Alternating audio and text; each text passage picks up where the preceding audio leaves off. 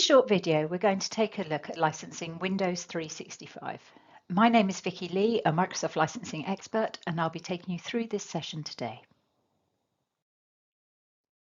So what is Windows 365? Well, it provides a way to experience Windows 10 or Windows 11 as a cloud service, with the Windows experience including apps, data, settings, and content being streamed to any device from the Microsoft Cloud.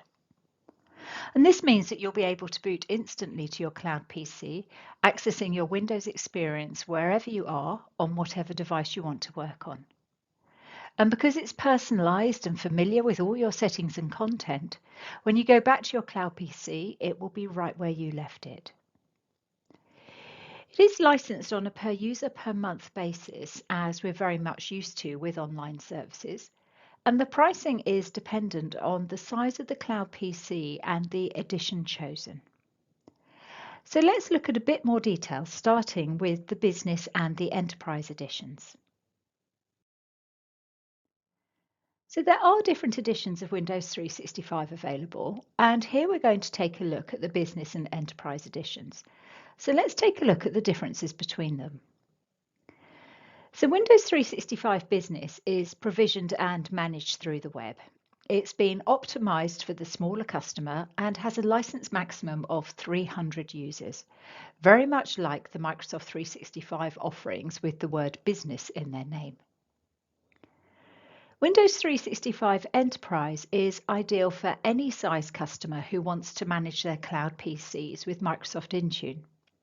And there are no limits on the number of users that can be licensed with the Enterprise Edition.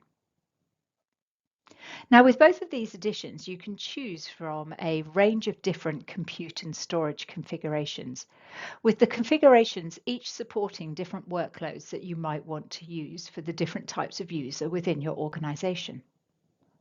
For instance, you might have users who only need to use the web versions of the Office apps, but some who will need the desktop versions of the Office apps and Teams. And then some users will need a configuration that will support access to more resource-intensive workloads, with support for products such as Visual Studio, Power BI, and Dynamics 365, for example. And with the range of different configurations that are available, there will be an option to support your requirements. But are there any prerequisites for purchasing Windows 365? And the answer is yes, there are.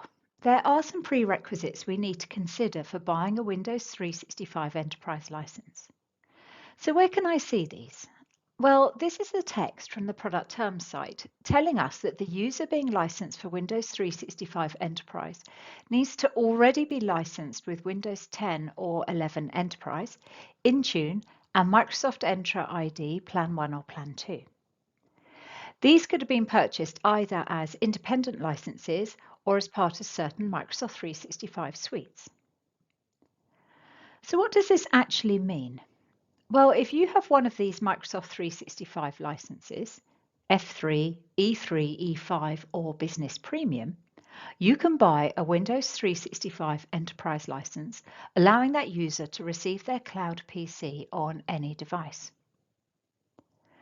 Alternatively, if you have a Windows 10 or 11 Enterprise E3 or E5 license, and one of the requirements of a Windows Enterprise license is that the user will have a PC with a qualifying operating system, as well as an Intune and Microsoft Entra ID Plan 1 license, you are also eligible to purchase a Windows 365 Enterprise license.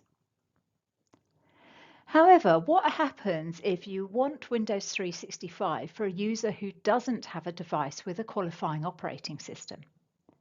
They can't have the required Windows 10 or 11 Enterprise license, so instead here you would need a VDA E3 or E5 license and the Intune and Entra ID Plan 1 licenses instead. And then you'll be able to purchase the Windows 365 license for them. But what about the prerequisites for Windows 365 Business? And the key thing to note is that there are no prerequisites for purchasing this license. In other words, you don't need to already have certain licenses like we did with the Enterprise Edition. You can just purchase Windows 365 Business and assign that license to any user. However, there is a bit more to know with the Business Edition. And if we look at the actual availability of Windows 365, you'll see that there are two options available: Windows 365 Business and Windows 365 Business with Windows Hybrid Benefit. And these editions are available via CSP and WebDirect, but are not available through the Enterprise Agreement.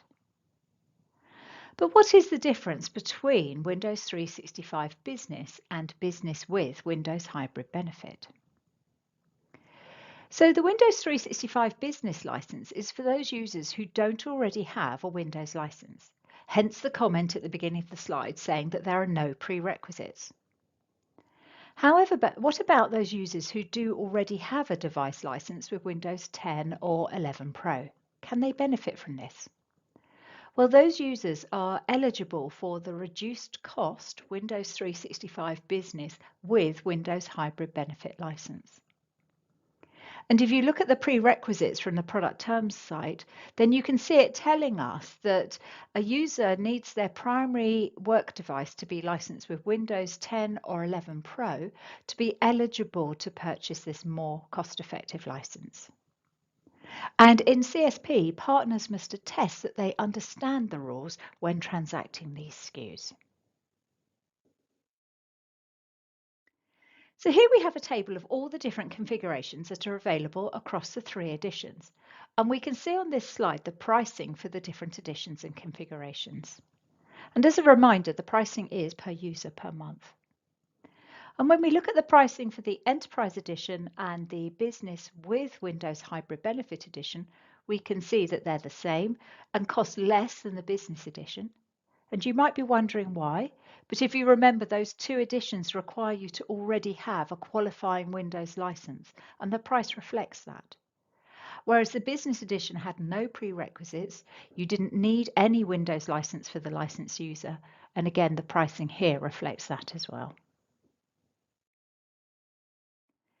Now, if you're not sure which configuration you want for your Windows 365 PC, there is a configuration tool which will help you decide which is best for you. And the link on the slide will take you to the tool.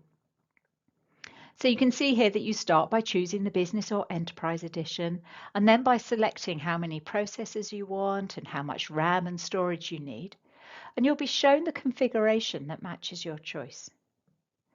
But the element that I particularly like is that when you've chosen your configuration, it then shows you, along with the price, what workloads that Windows 365 Cloud PC would be good for, such as web-based access to the Office apps or maybe Dynamics 365 use. So we've just seen the different configurations you can choose from each edition and the pricing associated with them. And you'll need to choose the configurations that suit your needs based on your usage requirements. On this slide, we can see that Microsoft has identified which three configurations are seen as likely to be the most popular, the signature SKUs that you can see here. And they have been labeled as the basic, standard, and premium options. And you can see here a little more detail around those configurations and what they are optimized for. I have included a link on this slide to the page that this screenshot comes from, and if you follow this link, you will be able to see this detail. But also from this page, you can also see the detail of all of the configurations to help choose the best ones based on your needs. There is also a new Windows 365 offering for the frontline worker, allowing the frontline worker to access their cloud PC on any device they sign into. And as we've seen with the other editions, the Windows 365 frontline licensed user must be licensed for Windows 10 or 11 Enterprise, Intune, and Microsoft Entra ID Plan 1, either as individual licenses or via one of the Microsoft 365 plans shown on the slide. Each Windows 365 frontline license provides Cloud PC access for up to 3 employees. However, the number of active users at any given time can't exceed the number of purchased licenses. So what does this really mean? So a single license can be shared with up to 3 employees, Organizations should purchase licenses equivalent to the number of employees who will access cloud PCs during the same shift or same hours of the day. So, for example, an organization with 300 employees that has 3 shifts of 100 employees each day only needs to purchase 100 Windows 365 frontline licenses to enable all 300 employees with cloud PC access over the course of the day. And finally, Intune can be used to manage the whole estate, whether that's cloud PCs or these new frontline PCs or other endpoints. That concludes this short video. Thank you very much for watching. If you require any more information around Windows 365, please do contact TD SYNNEX.